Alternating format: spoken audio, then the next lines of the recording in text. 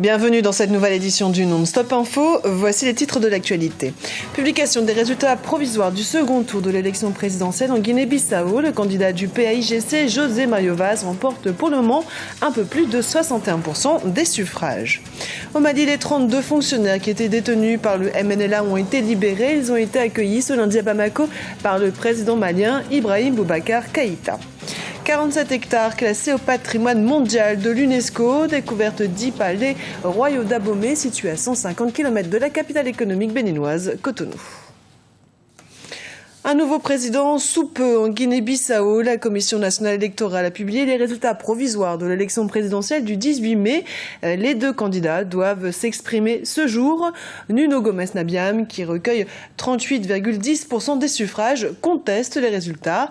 José Mario Vaz du PAIGC reste le grand favori de ce second tour. Il rassemble 6 électeurs sur 10.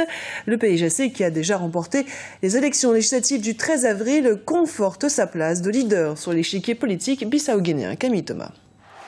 En Guinée-Bissau, les partisans de José Mario Vaz ont laissé éclater leur joie ce mardi soir après la proclamation des résultats de la présidentielle par la commission électorale. L'ancien ministre des Finances a remporté haut la main le second tour du scrutin avec 61,9% des suffrages. Les défis qui attendent le nouveau président sont nombreux, à commencer par la lutte contre la corruption, thème qu'il avait très souvent évoqué lors de sa campagne. Pour lutter contre la corruption, il faut qu'il y ait d'abord la démocratie. Et cette démocratie passe par la réforme du secteur de la sécurité et de la défense, mais aussi par la lutte contre les narcotrafiquants. La paix sociale entre les Bissau-Guinéens sera également primordiale. La jeunesse devrait être l'autre priorité du chef de l'État, qui devra travailler au retour à l'ordre constitutionnel après 2 ans de transition. Nous comptons sur cette jeunesse et je peux relever ce défi. La Guinée-Bissau a besoin aujourd'hui d'un leader qui répond aux normes du pays. Et pour ce faire, nous devons nous entendre nous-mêmes et penser au développement. Et c'est toujours la Guinée-Bissau qui gagne. Son adversaire Nuno Nabiam n'a pas encore reconnu sa défaite. Il a notamment expliqué que les résultats annoncés par la commission ne correspondaient pas à ceux de sa direction de campagne. Les attaques se multiplient au Nigeria. Dernier exemple en date, un double attentat a frappé mardi un marché très fréquenté de la ville de Jos, dans le centre du pays. Bilan 118 morts et 56 blessés. Ces 2 attaques à la bombe n'ont pour l'instant pas été revendiquées. Les soupçons se portent sur le groupe islamiste Boko Haram. Toujours au Nigeria, on est sans nouvelles des 200 jeunes filles qui ont été enlevées il y a un mois. Pour quelles raisons ces jeunes lycéennes ont-elles été enlevées? Les spéculations vont bon train. La lutte contre le terrorisme s'impose pour faire barrage aux attaques du groupe islamiste Boko Haram. Un reportage d'Afela Koyinoye, commentaire Fanny Mounichi.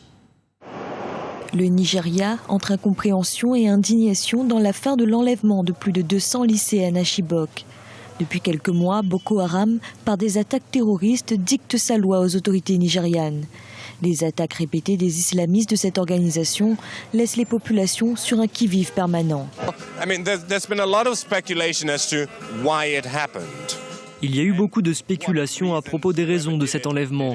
Mais tout cela, ce sont des spéculations car il n'existe aucune preuve. C'est peut-être un geste politique, peut-être un mouvement terroriste du groupe islamiste Boko Haram.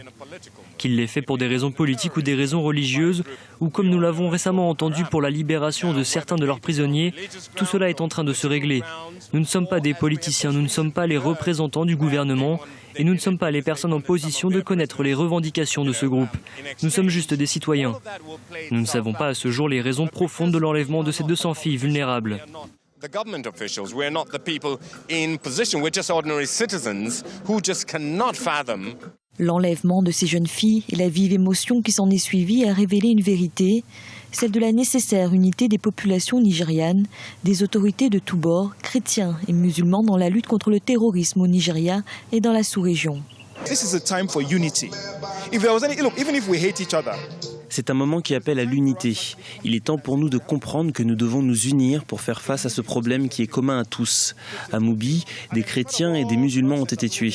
La plupart de ces jeunes filles sont chrétiennes.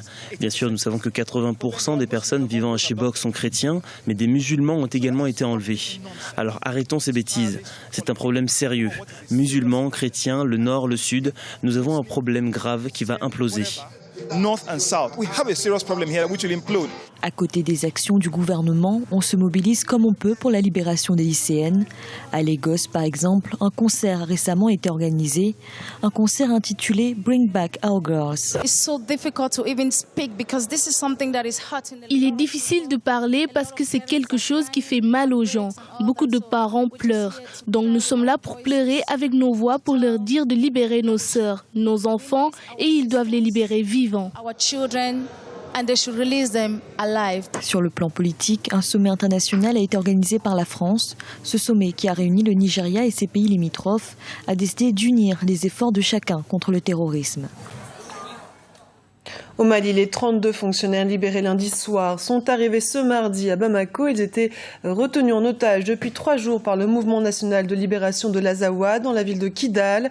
Ils ont été accueillis à l'aéroport par le président Ibrahim Boubacar Keïta qui a dénoncé des crimes odieux. On l'écoute. Ce pays est un, indivisible, il restera un. Du nord au sud, nous sommes frères et sœurs. Dieu nous a fait un partage commun de cette terre du Mali. Cela est éternel. Une conférence de donateurs s'est ouverte mardi à Oslo en Norvège. 600 millions de dollars, c'est la somme que prévoit d'injecter la communauté internationale pour lutter contre les effets de la guerre civile au Sud-Soudan. Selon les Nations Unies, depuis le début de la crise mi-décembre, 4 millions de personnes, soit un tiers de la population, sont menacées par la famine. Le choléra a par ailleurs fait son apparition, notamment dans la capitale, Djouba. Découverte d'une des merveilles du patrimoine mondial de l'UNESCO. Cette merveille se situe au Bénin. Elle renforce les secrets, l'histoire, la culture des rois d'Abomey. Reportage notre correspondant Chirel Watawema, commenté par Camille Thomas. C'est le seul bien matériel béninois inscrit sur la liste du patrimoine mondial de l'UNESCO. Composé de 10 palais, le site des palais royaux d'Abomey, situé à 150 km de Cotonou, la capitale économique du Bénin, s'étend sur une superficie de plus de 47 hectares. Au cœur de ces vestiges de la royauté dahoméenne trône le musée historique. Ces bâtisses, vieilles de plusieurs siècles, demeurent de par les bas-reliefs qui y sont sculptés, des témoins silencieux de l'histoire de l'un des plus puissants royaumes du golfe de Guinée. Un bas-relief, c'est des témoignages du passé au présent, au futur d'un roi. Et ce que nous avons ici aujourd'hui, ça témoigne l'histoire de sa majesté Guézo. Puisque dans le temps ancien, nos ancêtres n'avaient pas connu l'écriture. C'était la tradition orale qu'il avait passée. Les bas-reliefs, les tombes de puissants rois sont quelques points d'attraction de ce site qui attire entre 13 et 25 000 visiteurs chaque année. Cet intérêt des touristes s'explique par la mise en œuvre du plan de gestion de conservation du site, axé sur la réhabilitation de ses différentes composantes, notamment les palais royaux. Nous avons réhabilité également, comme je l'avais dit, le palais de Béhanzin et le palais de Guézo et de Glélé, c'est ça l'essentiel du musée historique d'Abomey. Et progressivement, également, on vient de restaurer le palais du roi Agouliagou. Voilà, donc pour le moment, c'est les lieux qui sont restaurés. Les fonds issus des visites touristiques assurent en grande partie la prise en charge des ressources humaines du site. Malgré l'apport financier du ministère béninois de la Culture, ces symboles architecturaux de l'histoire du royaume de Dahomey tombent en désuétude. Aujourd'hui, le site des palais royaux d'Abomey aspire à faire peau neuve. Ce journal a été préparé par l'ensemble de la rédaction. Merci pour votre fidélité. Dans un instant, une nouvelle édition du Non-Stop Info sur Africa 24.